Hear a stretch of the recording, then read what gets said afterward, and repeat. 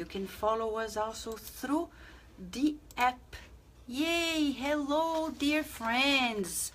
Here we are live at Facebook Live at Kardec Radio, and also in our Kardec Radio station. We have an app. You have ourselves there at kardecradio.com, and here we are. Today is the Revolution of Kindness, 40 nights with the Promise Consoler. Ah, Promise Consoler, it's so consoling, it's so good, and especially tonight. Night 19, the Revolution of Kindness. What is this revolution? Only the Christ could invite us to such revolution, right? Hello, dear friends. So I'm gonna say hi to you. We're gonna talk about this beautiful chapter 46 from the book Luz Acima. The book's not yet in English, but don't worry.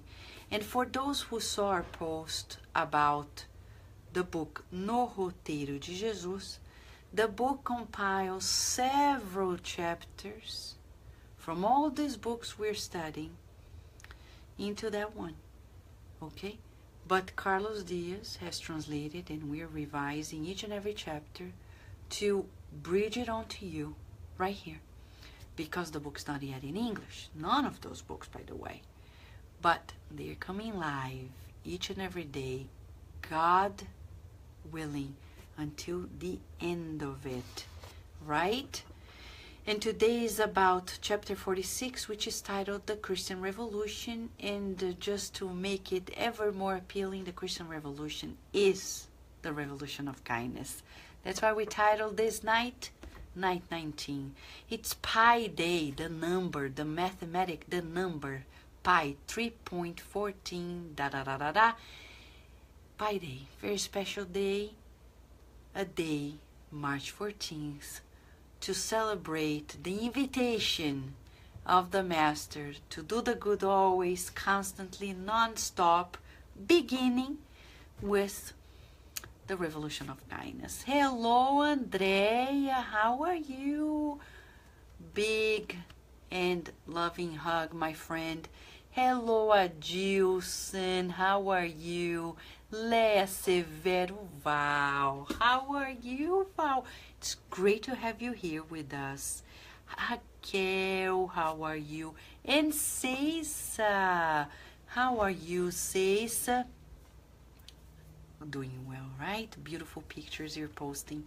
We're enjoying. They bring so much love and light in our lives. Raquel, gratitude to you, my friend. Sunshine, beautiful sunshine. Loving hearts to you. Hello, Rihanna. Good morning to you, because it's morning already in South Africa. And we know we just received the email from Valeria Benfica. She also is sending us the books for the Spiritist book drive, for the Spiritist group that is forming there with Rihanna's family and friends. Hello, Daniel and Monica. How are you? It's great to be together, right, Valeria and friends? Shall we be prepared? Because this chapter, as every chapter, we're like delighted. Humberto de Campos is giving us sweet treats every day. You know, sometimes I feel like that spoiled child. The good spirits are so loving, so kind, that they give us these treats that empower us so we can sleep smiling, wake up singing, and be joyful always. Right, Solange, how are you? Dani and Erica, how are you? And Anna, Aidan, Anna, beautiful Anna, and Aidan, welcome, welcome. Erica and Dani. The Christian Revolution. the revolution of kindness. Let us listen. Visualize it, friends, because this is a beautiful description from a spirit author that is a master with the pen.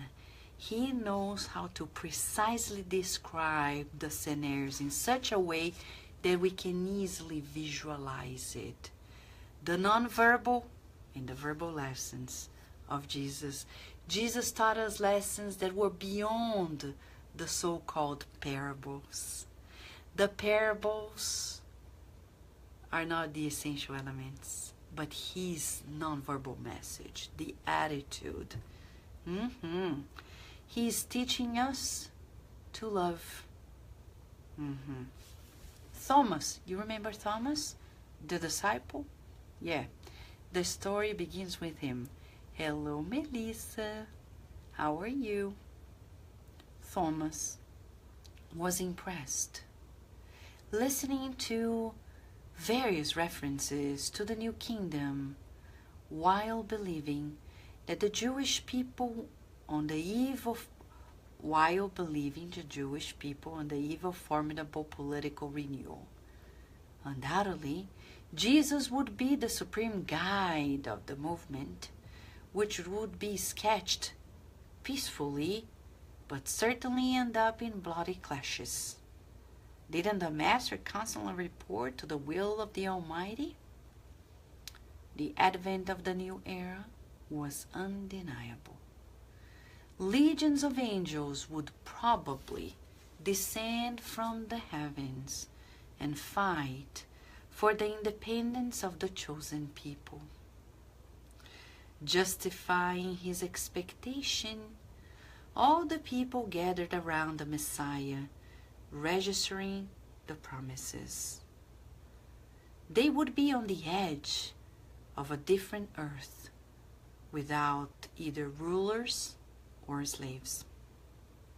On a certain evening, Thomas submitted to the Christ the impressions that he had with him, and he actually heard the expected confirmation.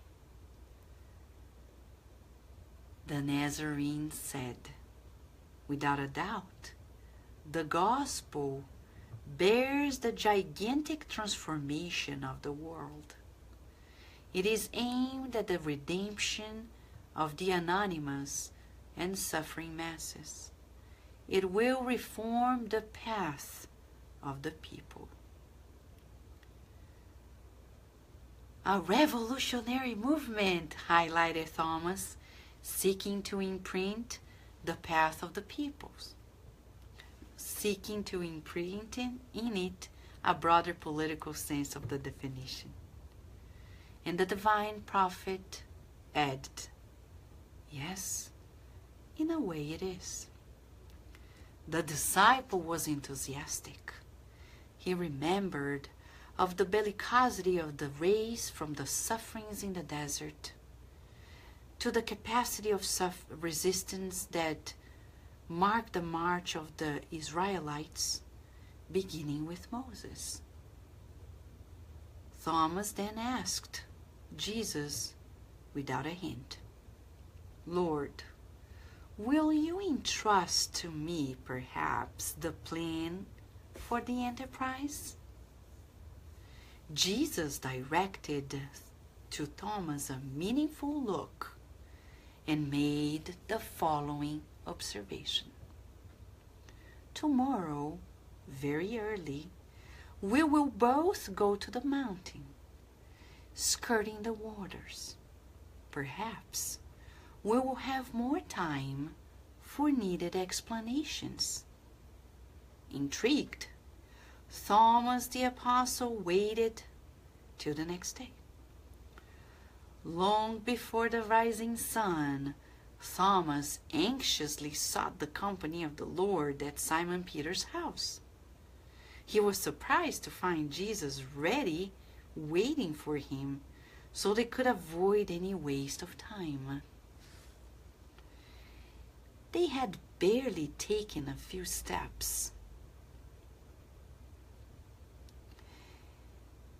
when they found the poor, drunken fishermen stretched out on the public road. The Messiah stopped and approached the wretched man helping him. "What is this?"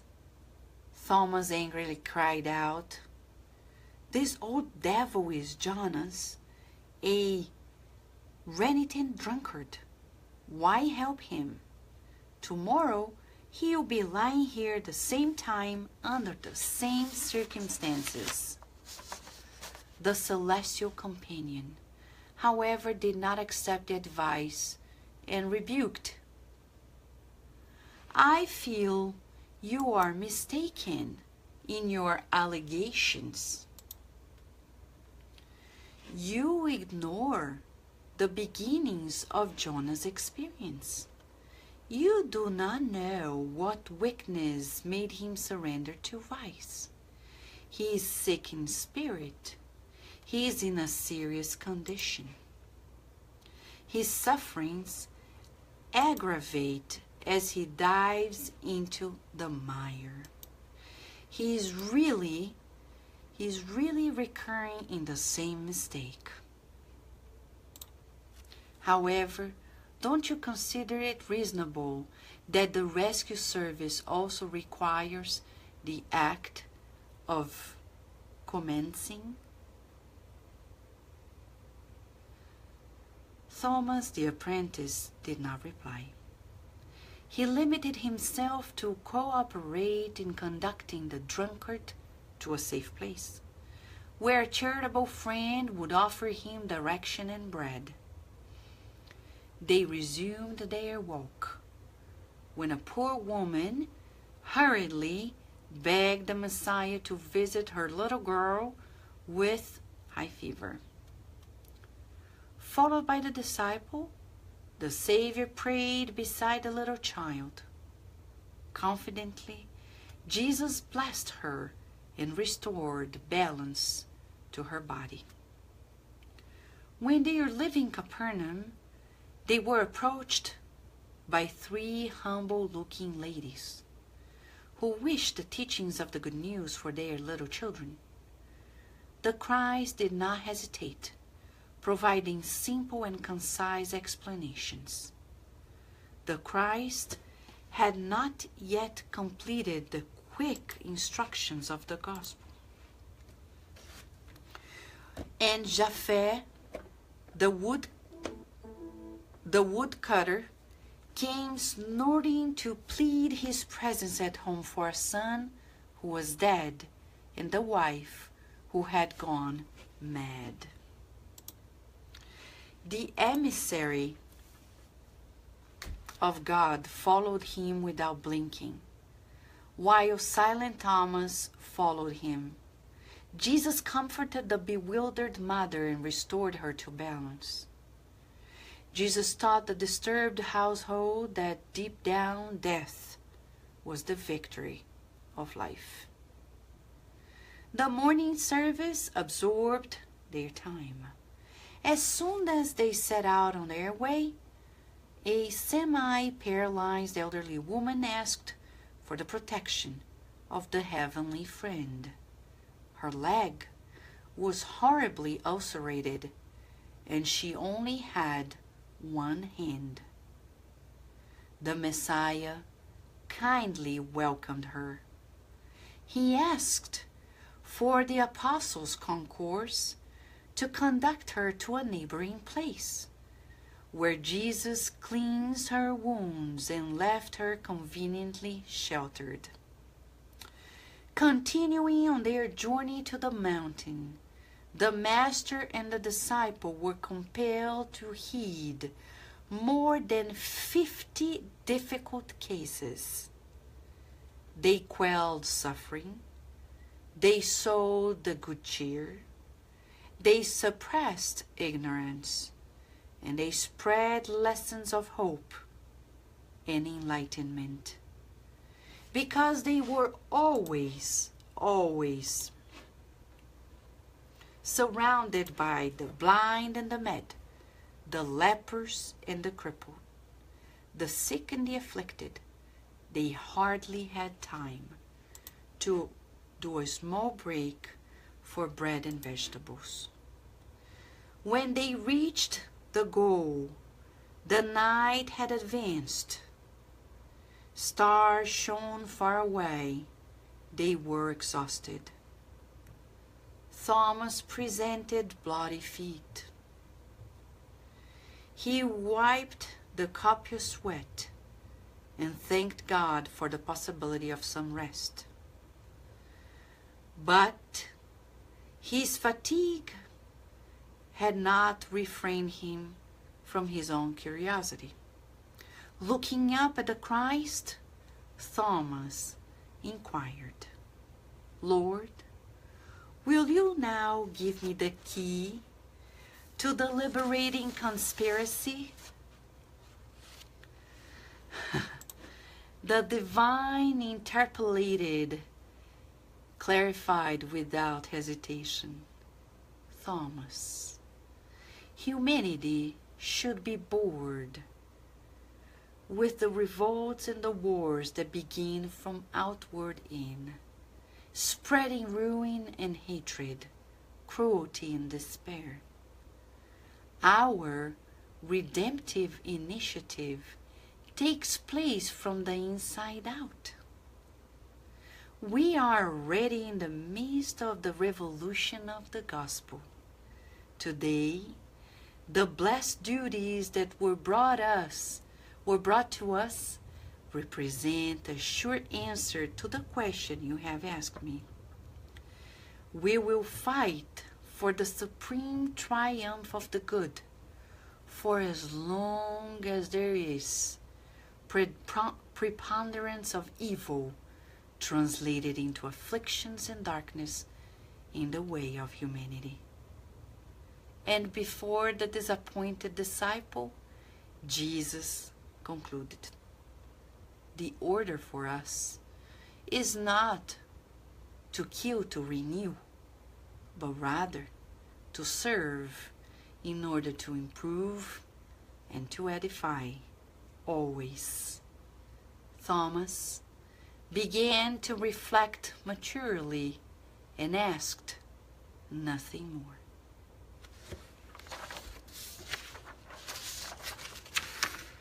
How about this, friends? What do you think? How are you feeling? Like Thomas? Like Thomas? Disappointed? What are you feeling right now? It's important that we verify, because many people on the earth are expecting to see what Thomas was expecting. Many people, when they embrace the Spiritist teachings, they expect that one day, and I've heard this the other day, a friend of mine saying, "Vanessa, we need to put these teachings in the universities." I said, "My friend, it doesn't happen this way." Having been a faculty at a university for almost 2 decades, I tell you, it's not from outside in. Spiritism has come for the inner, for the consolation. And our universities are not there yet. Our educational system on the earth is not focused on that yet. Even our science is not focused on that yet. Yes, there are a few people who are doing research to see humanity live better. But I assure you, like one of the greatest neuroanatomists of all times, he's a Nobel Prize. He got the Nobel Prize in 1906 with Camillo Golgi. Ramon y Cajal. He, as a Spanish neuroscientist, at a time the neuroscience didn't have its name, he was a neuroanatomist. with a little microscope that nowadays you can buy for children at Costco. He was able to see much of what neuroscientists are yet to understand. And he was more than a scientist, he was an artist, he was a visionary, he was a missionary. And he has a book that talks about the fact that a small portion of scientists actually want to do this in a missionary way. Majority are like sportists, taking it as a sport, as a business. And we're not blaming anybody, but I'm just sharing it with you that illusion of Thomas lives to date. When people think that we're going to take books by Joana de Angelis, André Luiz, and put them in universities and be accepted worldwide like that. No, friends, that's not the revolution we're talking about. The revolution is in the heart. And when Jesus says, I came to implement the kingdom of God in the heart, he meant, yes, in the reasoning, but in the feeling first. Nicodemus got the lesson 2,000 years ago. Nicodemus is not enough to know. At universities, people want to know, not necessarily they want to feel. So we have no illusion that these teachings are going to conquer the world the day we implement them in the universities. First, they need to be in our hearts. Right, Carol Correa, the revolution of loving kindness. Jesus is teaching us the revolution of kindness from inside out. So if you and I are expecting that even like a new Chico Xavier is going to be born and is going to revolutionize from the outside in, let's read this chapter again and again and again and again. The revolution is from inside out. Let me say hi here before we go back to the text, to the friends who got in and are here with us very kindly. Hello, Jailton. Where are you? If you want to share with us, we would love to know. We know a few friends here where they are. Where are you in the world? Welcome, welcome. So, hello, Angelita. Duska, how are you? Elizabeth McKibben. Constance Franklin, how are you? McCurfy Claire, how are you, my friend? Marcelo, my dear cousin, how are you? Patricia and Tiago. Sunshine has a question. Jesus says wars come from outside in. From my perspective, wars are an expression of our inner states, which would mean, and Carlos is so kind, he's there translating, he's telling me that we are okay with the app at Kardec Radio. Thank you, Carlos, you're adorable. And from an expression of our inner states, which would mean they too come in existence from inside out. Hello, Aline. Welcome, welcome, my friend. Your birthday was recent, right? I didn't have time to say, but I prayed. Beautiful new cycle for you. Now, Sunshine, let's go back to your question. This is very important. What about the wars? Where are they coming from? Okay, so here we have it. When he says about wars, he's telling our dear Thomas that he was expecting, remember, at the very beginning, he was expecting, he mentions here to us, the thoughts that Thomas was having, Sunshine, thinking that Jesus was going to start this revolution peacefully, but certainly would end up in a bloody way.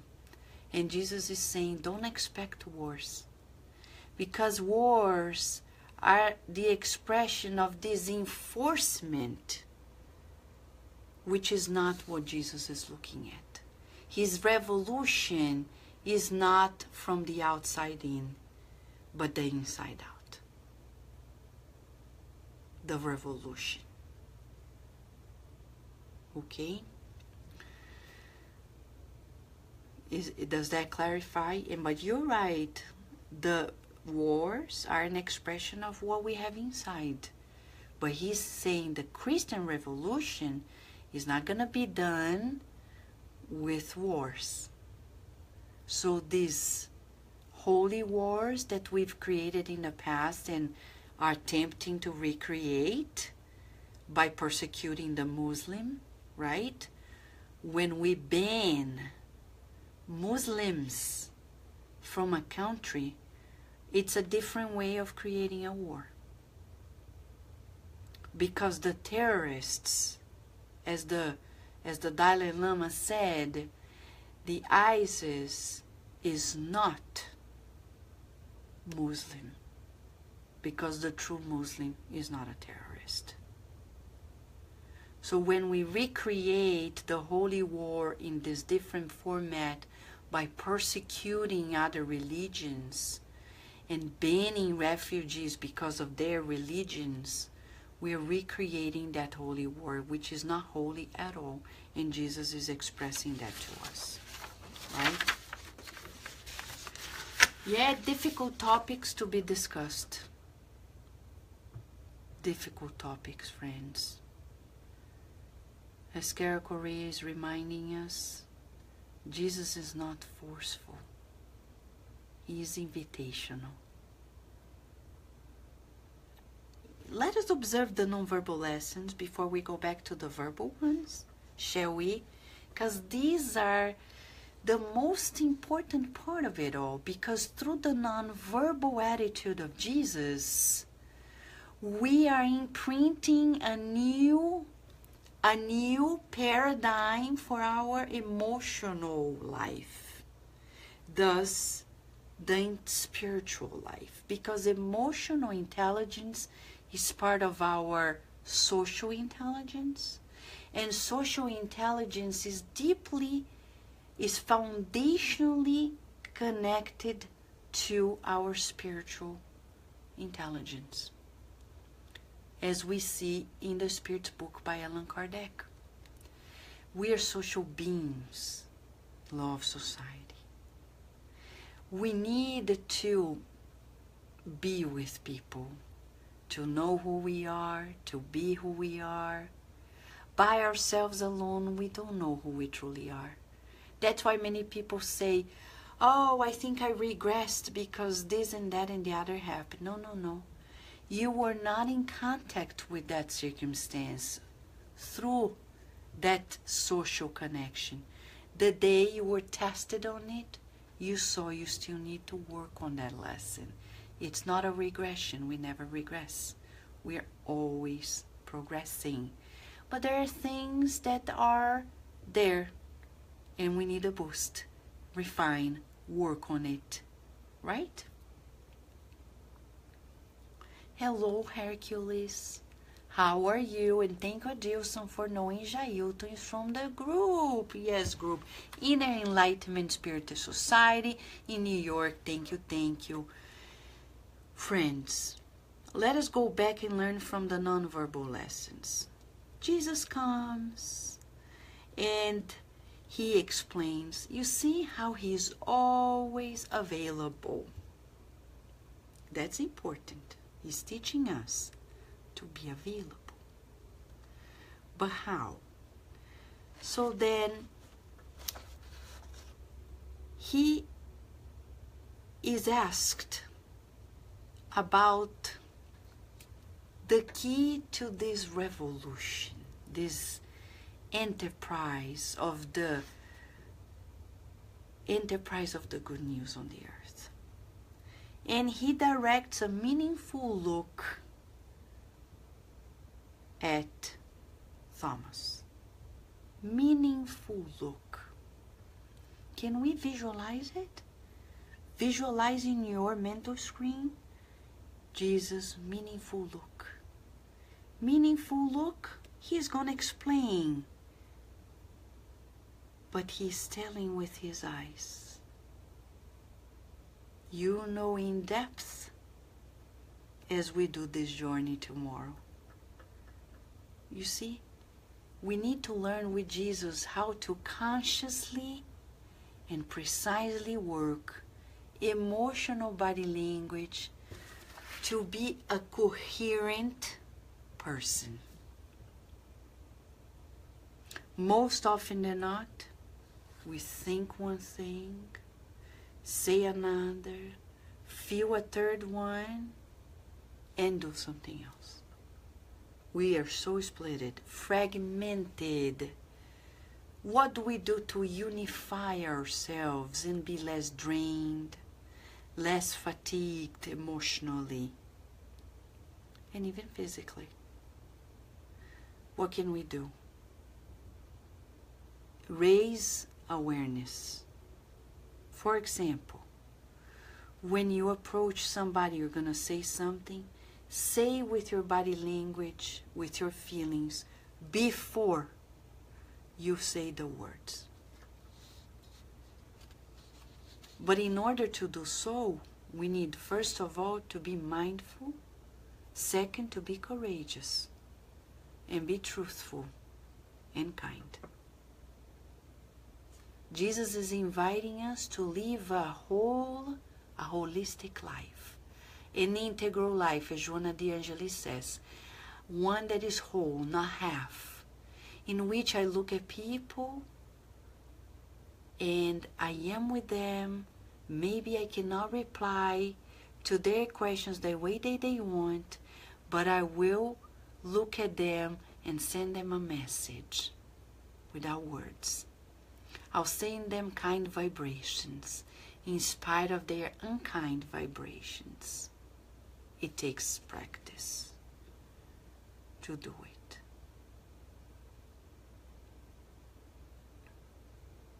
Okay. Hello, Publio. How are you? How are you? And Raquel is kindly sharing. Highly recommend the new war movie, Hacksaw Ridge, True Story of a Christian that refused to carry a rifle to save 70 soldiers, including Japanese soldiers as well. What a beautiful example of a Christian following his calling during war times. Yep. Thank you. Thank you, Raquel. Carol Correa is asking us, how do we study our own body language? We study by breathing in and out before we speak, before we do something. Breathe in and out, the relaxation breathing. And before I say something, I think about it. Before I indulge into feelings, I observe my feelings. What am I feeling? First question, breathe in and out and ask, what am I feeling? Somebody asks us, where are you going to be this Christmas? Before you reply, breathe in and out. What are you feeling? Oh, I feel comfortable because this is a friend of mine, the person really wants to know, etc. So I feel comfortable sharing. You know, maybe we'll be this place or that place. How about you? But if I don't feel comfortable, I don't need to react with unkindness. You know, when people ask us questions that's just to trick us, be sarcastic, ironic, or to be nosy, and we may just smile, but sending kindness. And they may say, but did you listen to what I asked? And you're breathing in and out, saying, God, please, forgive this person who is tricking me. They don't know what they're doing. And we're smiling. They are asking us, we're smiling. And then you may say, we don't know. We're still thinking. We're still planning. How about you? Or not ask anything, or say. There are many options, but it first begins with self-awareness. We need to observe what we're feeling first. So we be coherent. So we be one. We're going to be sincere. We're going to be honest. We're going to be kind. But we don't need to share the whole 9 yards, because even Jesus didn't share everything. People are not ready. Have you observed that he barely talks about himself, if ever? He never talks about himself. It's also a lesson for us. We should talk less about ourselves. Our lives are going to improve a lot by stopping to talk so much about ourselves and listening more to what people we need to talk about. And he listens and says, let's do this. But listen to this, friends. Look how beautiful, the nonverbal. So they went on sleeping, prepared for the traveling. Thomas wakes up way before the hour that they planned ahead. He goes to Peter's house, and he's surprised to see Jesus is ready ahead of him. Humberto de Campos is fantastic. He shares these details that we think at first, why does it matter? It matters because Jesus is always ahead of us. You know, Thomas, in his anxiety, he thought he was ahead. He was surprised to know that Jesus is ahead always. He is always going to be ahead of us. Always. And Jesus is also ready because he knew also Thomas. He knows the disciple. You know, if a mother knows her child enough to know, like, I'm going to prepare the breakfast way before my child wakes up because I know more or less when it's going to happen. Imagine Jesus. Imagine. So that's another message for us here. Trust the guide model. He knows what he's doing. He was here telling a lesson to Thomas. Thomas, I'm on top of things, but without words. Attitude. Hello, Enilda. How are you? You're right, Publio. Jesus is always and was and will be our better example, and he's always ahead of us. If you Thomas thought he was going to be there before Jesus, no, it's not going to happen. He is always ahead. He's prepared. He's ready. What a master. He's ready. So if you say, Jesus, I'm ready for you, he's already there saying, I know, that's why I'm already here for you too. How about it? How do you feel? Remember yesterday when Andrew, the other disciple, Peter's brother, was focused on helping Jesus find new collaborators for the ministry of salvation, remember, of redemption. And he brought 3 friends. Jesus was ready, always. And he said, we're looking for those who want to fulfill God's will. So if he's calling you to be a collaborator and you're ready, you bet he's already ready for you. If you wake up early to be there with him, he's already there for you. Jesus is Jesus. He is the consoling master. Right? Thank you, Enilda, for being with us. Okay. Then this is interesting, because not only he's ready for Thomas as a master to teach Thomas, but he's ready for the 50 difficult cases of the people who came his way. Observe this. He doesn't turn anybody down. He doesn't say, no, no, no, no, no, no, no. Thomas and I are on this mission. I have to tell him a beautiful, important secret. I don't have time for you. No. This is the revolution. Imagine if today, as we speak, as of now, everybody on the earth is attentive to everybody who comes their way and is as kind, as helpful as Jesus was with these 50 cases. Do you think we would have a revolution today on the earth? Revolution of loving kindness.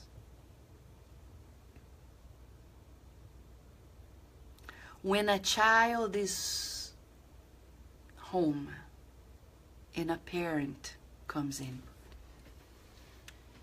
filled with worries, oh my gosh, I have to do this and I have to finish that report, and the child says, Mom, Dad, we drop everything and say, you know, everybody's gonna wait. Come here. How are you? How have you been? Let's play. Let's eat together.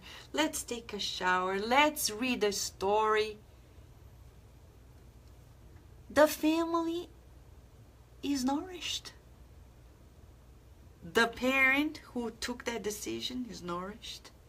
The child is nourished. The house is in harmony. If a spouse comes and says, you know, my day was so hard, and we come and say, you know, I understand you, but remember, Jesus told us that this would be difficult, but this shall pass. Let us pray together and be faithful. This shall pass.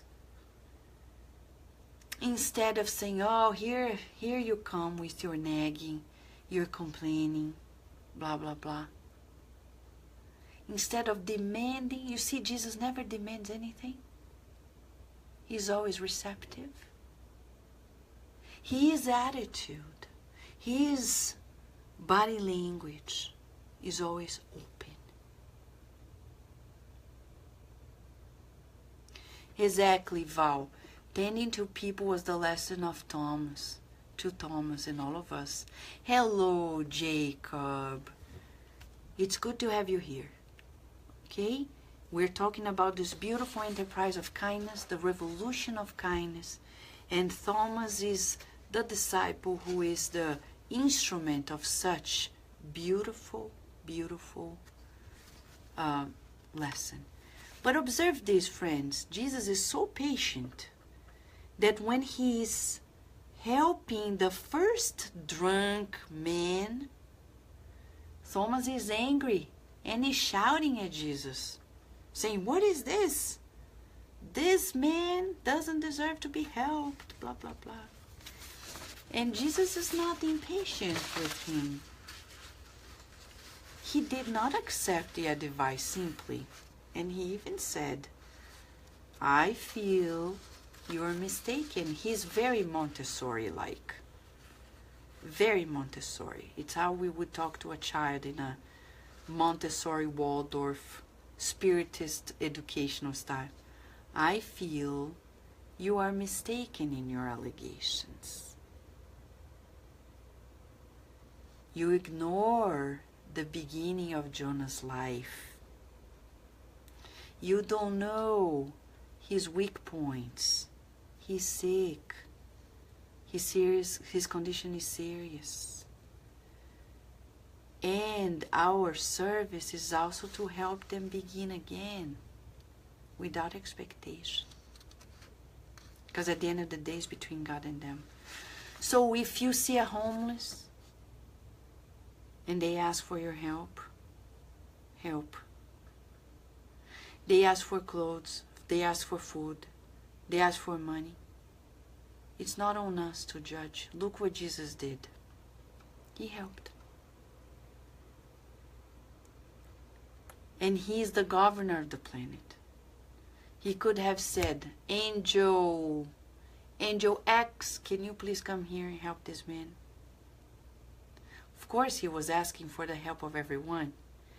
But he's allowing people to do their own journey of free will.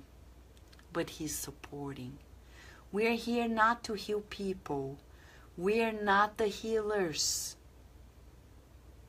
Only God is the healer. Jesus never played the healer.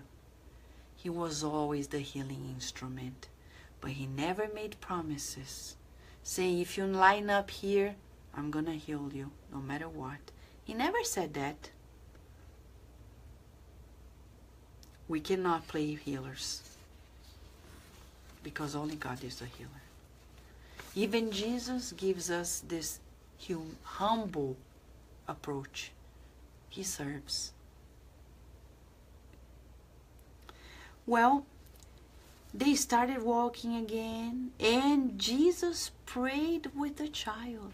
The woman asked to pray with the child. He prayed. He blessed. Let us feel the emotional body language, the non-verbal lessons. He prayed, he blessed, he healed. He was the instrument of healing. Somebody else comes and wants to know more the teachings for the children. He does not hesitate. So he's telling us, do not hesitate. Give simple, concise explanations. And then somebody else comes and he comforted. You see, the emissary of God followed the man who asked for his help without blinking. The man said, can you come? He doesn't say, but I just finished this. Not now. Give me a minute. Can you give me 5 minutes, 10 minutes? Not now. Can it be tomorrow? Jesus is at the disposal of people. And you think he doesn't know what you need? He doesn't know what I need. If you ask him, he's not going to answer. Why not? If when he was incarnated, he was helping. Imagine, in one day, 50 difficult cases. At that time, when there was no car, they didn't even eat. He didn't even stop to eat. Aha, that's another lesson Humberto de Campos is giving to us. It's not the first lesson he shares that Jesus, he skipped a meal because he was helping. Is he telling us not to take care of the body? No. He's saying mind over matter. If you are serving and there's no time, keep serving. It's unbelievable. The details of the message, they don't come to beautify the text. They come as nonverbal lessons. Jesus is a complete master. He's teaching as he's breathing. He's breathing and there's a lesson. He is looking at us. There's a lesson in the type of look. He is silent. There is a nonverbal lesson in his silence. And now, through the revelation of the spirits, mainly through Humberto de Campos, we are acquiring these lessons. Immortal. Okay? What other nonverbal lessons we're learning with Jesus? He comforted the person who lost a child, restored her to balance, but he also explained that death was the victory of life. He's sincere. He doesn't sugarcoat it. He's sincere with kindness. It's a mixture we're yet to learn, to be sincere and kind at the same time. And they are there, absorbed completely. Somebody else asks for his protection, and he kindly welcomes the woman who is semi-paralyzed. He kindly welcomes. Friends, even physicians nowadays, They forgot how to be kind. We need to have a whole course on kindness at the universities, teaching all health practitioners that the #1 rule is kindness. That's the rule.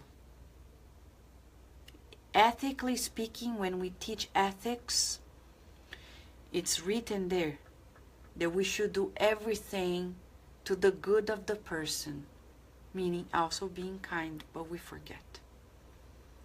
Being unkind today as a physician became a trademark, at least in the United States.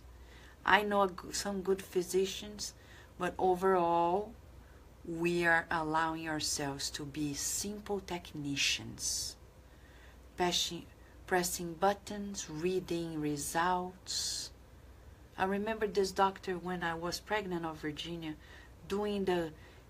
he was just one of the doctors, and he would read the results of the blood test without looking at me.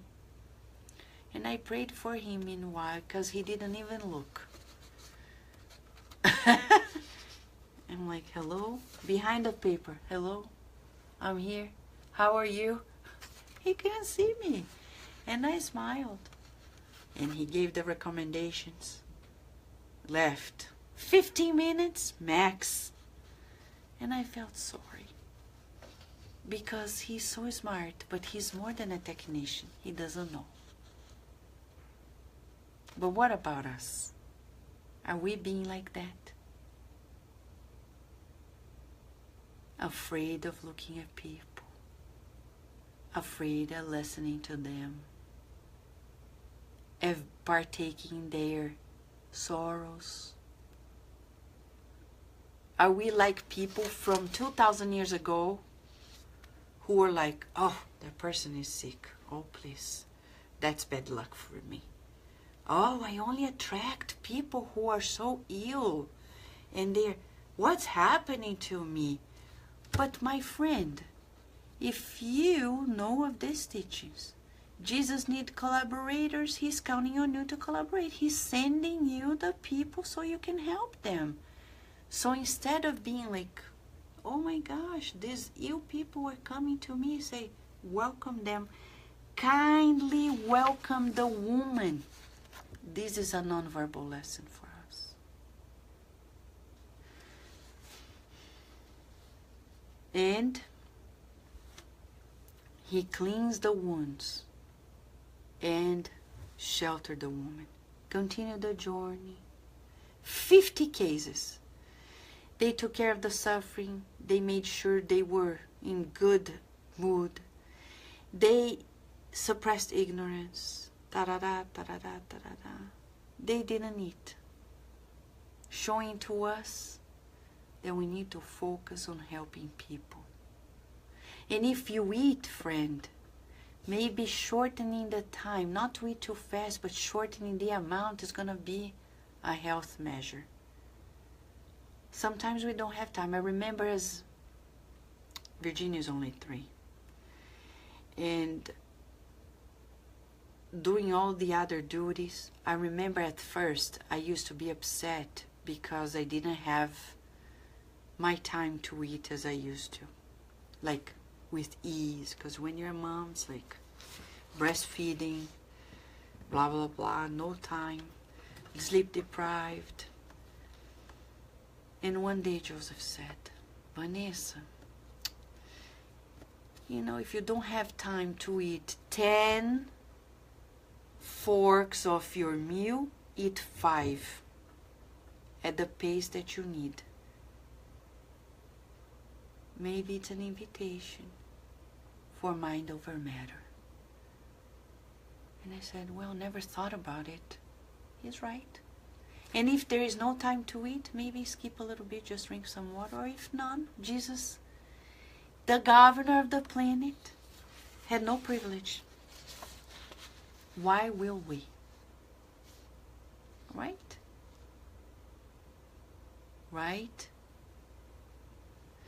You see, there we have Andrea sharing with us that she gives the money. I don't know how he will use it, but as you said, Chico Xavier said, don't judge, you're right. Tanya and Greg, how are you? Adorable friends, thank you for your kindness. Hello, Norma, how are you, my friend? And Tanya is saying, the other day I left the doctor's office crying. And it's true, it's true. And Tiago is saying, so true, very sad, the industry of health versus the artisans of healing, especially when one may be close to one of those artisans. In my case, my mother, but things will get better. You're so right, Tiago. Beautifully summarized. Rihanna, our doctors have family photos in their office. I always ask how are they and how's the weather before I tell them why we're here. Get to know the beautiful Rihanna. You see, in other parts of the world like South Africa, it may be different. We need to go back to the true roots of who we are, right? And Jesus is the doctor of all doctors. So kindness is the pathway.